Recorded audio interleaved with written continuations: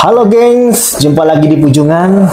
Di video gua kali ini gua akan membahas mengenai kasus kematian dari diplomat muda Arya Daru ya, yang ditemukan meninggal di kediamannya atau di kosnya, karena dia tinggal di kos di daerah Menteng, Jakarta Pusat. Dan di video gua sebelumnya, gua membahas mengenai ini ya, penyebab kematiannya, serta kita mencoba mencari tahu kira-kira siapa tersangkanya.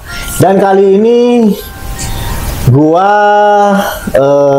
ini ya, mencoba untuk memberikan informasi terbaru mengenai kematian dari diplomat Kementerian Luar Negeri Arya Daru ya, di kosnya. Dan di sini gua udah ketik untuk gua berikan kepada kalian rangkuman dari kasus kematian dari Daru ini. Dan di sini sudah ada penyebabnya. Jadi kemarin baru sekedar terka-terka ya, kenapa bisa meninggal. Kali ini sudah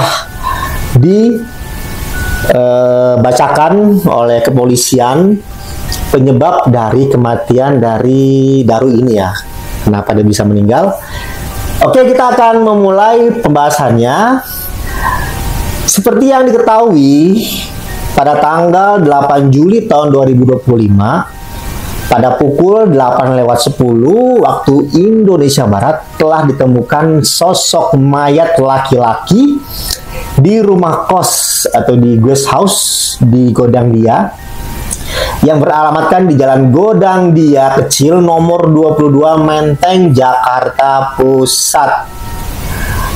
Kemudian mayat itu diidentifikasi bahwa itu mayat atas nama ADP atau Arya Danur P.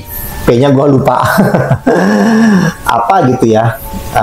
Gue lupa. Gak apa-apa ya. Kita panggil aja ini namanya Pak Daru ya. Dan gue mohon maaf, di video gue sebelumnya gue bilang dia namanya Danu ya. Kita ganti. Kita revisi namanya Daru. Jadi gue mohon maaf bahwa namanya dia ini sebenarnya adalah Daru, bukan Danu ya. Oke. Dan Pak Daru ini berumur 39 yang merupakan staf dari Kementerian Luar Negeri. Saat ditemukan di dalam kamar, korban dalam posisi tertutup plastik pada bagian wajahnya. Kemudian dia menggunakan celana pendek dan kemudian menggunakan kaos. Dan di dalam plastik itu wajahnya itu ternyata ada lilitan ya, lilitan lakban berwarna kuning. Dan saat ditemukan dipastikan bahwa kondisi tangan korban itu tidak dalam keadaan terikat, karena desas-desusnya itu banyak ya, simpang siur mengatakan bahwa kondisinya terikat, wajahnya dilakban dan ditutup plastik. Nah, kalau itu benar tuh, wajahnya terlilit lakban dan tutup plastik tapi tangannya tidak terikat. Oke, kita lanjut ya. Dan perlu diketahui, kamar daripada korban ini terdiri atas 3 lapisan kunci. Jadi kunci yang pertama itu adalah kunci yang berbentuk tab atau kartu gitu ya. Jadi dekatkan di pintu, dia buka sendiri. Kemudian yang kedua adalah kunci yang ada pada gagang pintu. Dan yang ketiga adalah kunci yang berbentuk grendel. Jadi yang biasa di atas gagang itu ada atasnya ya, model grendel gitu.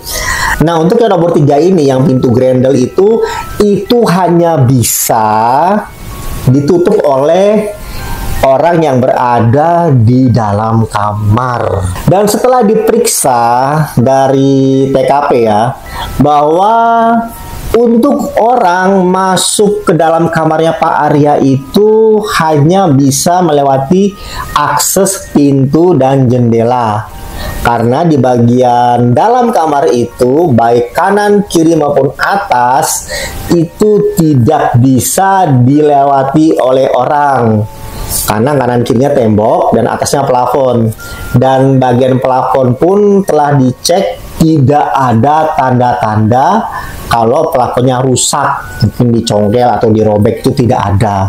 Jadi satu-satunya untuk masuk ke dalam kamar itu hanya melewati pintu dan jendela saja. Nah, kemudian untuk pintu gerbangnya atau pintu pagar ya, di situ menggunakan sistem model kunci elektronik juga. Nah, itu mungkin juga sama ya, menggunakan kartu tap, bukan kartu tap juga, dan kartu itu hanya bisa diakses oleh penghuni. Sedangkan untuk penjaga kos dia juga punya dan dia memegang masternya ya. Tapi untuk masuk ke dalam kamar itu nggak bisa, harus penghuninya. Jadi beda ya antara pintu gerbang depan dan pintu masuk itu beda. Jadi untuk gerbang itu bisa diakses oleh penjaga kos karena dia punya masternya, tapi untuk masuk ke kamar itu hanya Pak Arya aja yang bisa. Jadi mungkin ada 2 kartu sepertinya ya, untuk kartu masuk pagar dan masuk ke dalam kamar. Oke, selanjutnya untuk penyelidikan dari CCTV ya, yang terpantau ada 23 titik CCTV dan di situ terekam jelas pada pukul 7:03 pagi itu atau 7:03 ya, 07.03 itu terpantau kalau Pak Daru ini pergi menuju ke kantornya. Kemudian pada pukul 7:20 atau 07.20 pagi ya, itu Pak Daru itu sampai di kantornya. Jadi kurang lebih 20 menit jarak antara kos sampai ke kantornya. Dan kemudian pada pukul 17:52 terpantau kalau Pak Daru ini sedang berada di pusat perbelanjaan atau di Grand Indonesia. Dan kemudian pada pukul 21.39 termonitor memasuki kantor Kemenlu dengan membawa tas gendong dan tas belanjanya. Kemudian korban berada di rooftop gedung Kemenlu di lantai 12 pada pukul 21.43 malam. Nah, jadi dia setelah belanja itu dia ternyata sempat kembali ke kantornya. Jadi dia ke atas atap ya, atau rooftop dari kantornya ini, dan kemudian dia di sana itu di rooftop itu dia nongkrong atau mungkin merenung atau ngapain, kita nggak tahu ya apa yang dikerjakan di sana itu selama 1 jam 26 menit. Dan dari CCTV itu terpantau saat dia naik ke rooftop itu ternyata dia membawa tas dan kantong belanjaan. Tetapi anehnya ketika dia turun dari rooftop ternyata tas belanjaan dan tas ranselnya dia ya itu tidak dibawanya. Kemungkinan dia tinggal di rooftop dari Kemenlu ini ya. Oke, selanjutnya pada pukul 23.23 korban termonitor masuk ke pintu kos, kemudian masuk ke kamar kos dan membuang sampah. Jadi dia sempat membuang sampah, dan kemudian pada hari Selasa, ini besoknya ya, pada pukul 7:39 di tanggal 8 Juli tahun 2025, setelah pintu dibuka baru ditemukan korban meninggal dunia. Dan kita udah tahu ya bahwa korban ini tidak merespon ketika penjaga kos ingin masuk, sehingga dia akhirnya mencongkel jendela dan pintu. Kemudian dia mendapati bahwa korban telah meninggal di atas ranjang. Oke, kita lanjut ya. Berdasarkan hasil pemeriksaan terhadap file CCTV, disimpulkan bahwa sepanjang durasi video pada setiap framenya saling bersesuaian. Dan bila ada pertanyaan kenapa posisi CCTV bergeser posisinya, karena memang banyak ya yang melihat rekaman CCTV di saat malam dan pagi itu beda.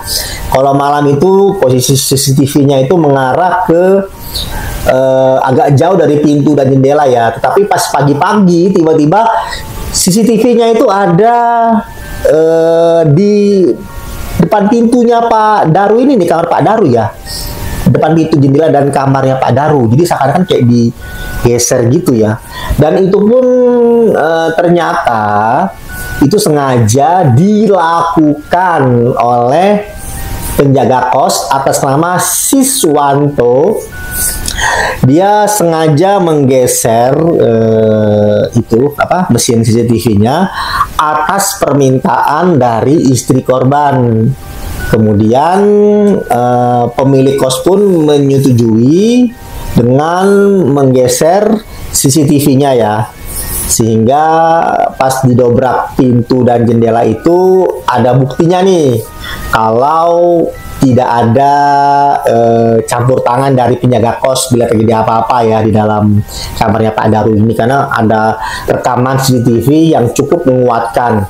Dan nggak cuman dari CCTV aja, rekaman juga ada di ponsel yang direkam oleh teman dari korban ini. Jadi Pak Siswanto ini atau penjaga kos ini datang ke sana itu bersama dengan salah satu penghuni kos lainnya untuk bersama-sama membuka pintu dari kamar Pak Daru ini ya.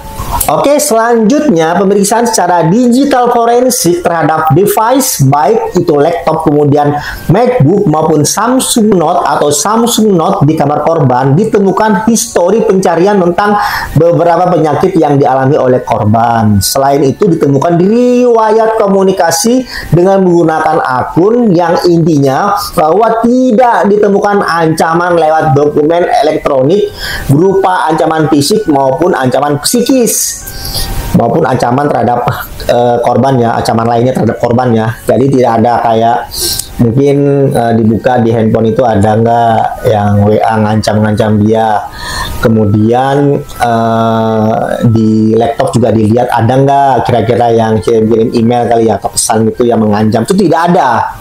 Dia hanya ada pencarian tentang penyakit yang dialaminya. Dan perlu diketahui Pak Daru ini sedang sakit. Kalau nggak salah itu sakitnya itu dia mengalami ginjal ya. Tapi kenapa harus bunuh diri? Sakit ginjal gitu ya. Apakah udah akut atau gimana gitu kan? Dan sepertinya agak-agak tidak masuk akal ya. Orang sepintar dia ini harus mencari jalan keluar atau mengakhiri hidupnya dengan cara seperti ini ya, bunuh diri gitu. Dia kan termasuk orang yang berpendidikan ya. Kemudian yang perlu diketahui yang dicek di sini yang tadi Samsung Note itu ya, atau HP Samsung itu adalah HP Samsung yang ada di dalam kamar. Sementara HP Samsung yang selalu dia bawa, yang dipakai sehari-hari itu masih hilang, gengs. Jadi belum ditemukan. Dan ini adalah HP Samsung yang udah tidak dipakai sejak tahun 2022. Jadi HP lama ya. Dan dari situ juga tidak ditemukan bahwa ada histori chatting yang berbahaya gitu, tidak ada. Tapi kita masih ini nih penasaran ya, di mana HP yang selalu dia gunakan selama ini itu di mana? Karena di situ kuncinya. Kalau HP lama kan mungkin histori chatnya kan ya nggak sebaru dengan HP yang dipakai selama ini ya, yang dipakai sehari-hari ya. Karena itu masih menjadi misteri. Oke, kita lanjut ya.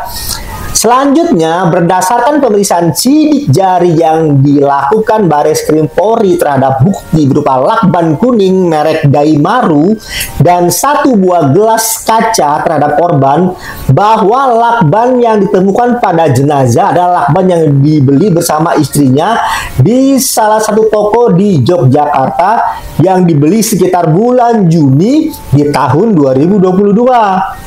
Selanjutnya, pemeriksaan terhadap DNA terhadap 11 barang bukti yang telah dilakukan uji ya terhadap barang bukti ini ya.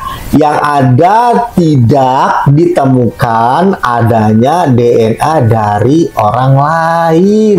Jadi 11 barang bukti yang disita oleh polisi tidak ada DNA dari orang lain, alias hanya Pak Daru aja yang teridentifikasi DNA-nya ya dari barang-barang ini. Berdasarkan hal tersebut, penyidik juga menggandeng daripada Apsifor IPSI untuk melakukan pemeriksaan secara psikologi forensik baik kepada keluarga, rekan-rekan kerja, dan orang-orang yang berhubungan pada saat itu. Dari hasil pemeriksaan tersebut disimpulkan indikator kematian daripada korban ini meninggal tanpa ada keterlibatan dari pihak lain. Selanjutnya, dari hasil pemeriksaan terhadap toksikologi yang dilakukan oleh Puslaspor Bareskrim Polri terhadap sampel-sampel organ yang sudah dilakukan otopsi, baik itu dari otak, empedu, limfa, hati, ginjal, lambung, darah, dan urin, ditemukan adanya kandungan parasetamol dan CTM. Hal ini sesuai dengan barang bukti obat-obatan yang ditemukan oleh penyidik. Selanjutnya, tim forensik dari RSCM yang melakukan otopsi terhadap tubuh korban dan melakukan pemeriksaan luar terhadap korban menemukan hasil luka lecet pada wajah dan leher, luka terbuka pada bibir dalam, memar pada wajah, bibir, dan anggota gerak atas kanan, serta terdapat tanda-tanda perbendungan pada bagian dalam. Dan pada bagian dalam organ tubuh ditemukan darah berwarna agak gelap dan encer, lendir dan busa halus pada batang tengkorak, sembab paru-paru, tanda-tanda perbendungan terhadap seluruh organ dalam, dan tidak ditemukan adanya penyakit pada organ dalam.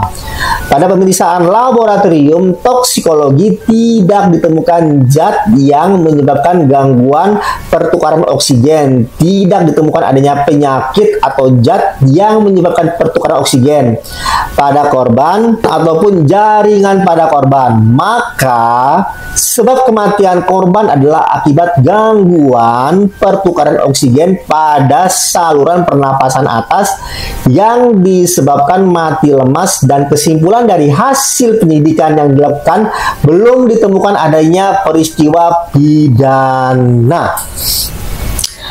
Dan ini udah disahkan ya oleh kepolisian bahwa tidak ada pidana, tetapi kepolisian tidak menutup kemungkinan kalau ini kasusnya ternyata ada pidananya ya di sini, dan mereka akan terus mengumpulkan bukti-bukti yang ada, mungkin juga handphone yang hilang ini yang masih menjadi misteri di manakah HP yang hilang ini, karena di situ juga kuncinya ya. Dan bila gua ditanya apakah ini benar-benar peristiwa pidana atau tidak, gua agak ragu kalau ini bunuh diri. Banyak yang perlu diselidiki ya di sini. Yang pertama mungkin dari gimana seorang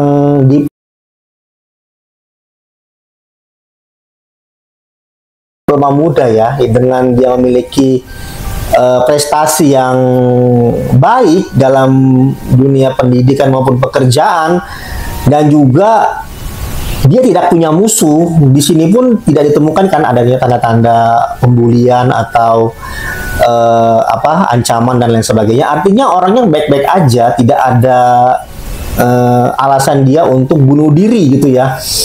Kalaupun bunuh diri, kenapa harus pakai lakban? Kenapa nggak langsung aja mungkin tusuk badan atau gantung diri ya? Tapi perlu dicurigain, dia kan sempat ya ke bagian atas rooftop itu ya. Apakah di sana dia ada keinginan buat lompat ke bawah untuk meninggal dengan cara lompat dari gedung itu ya? Tapi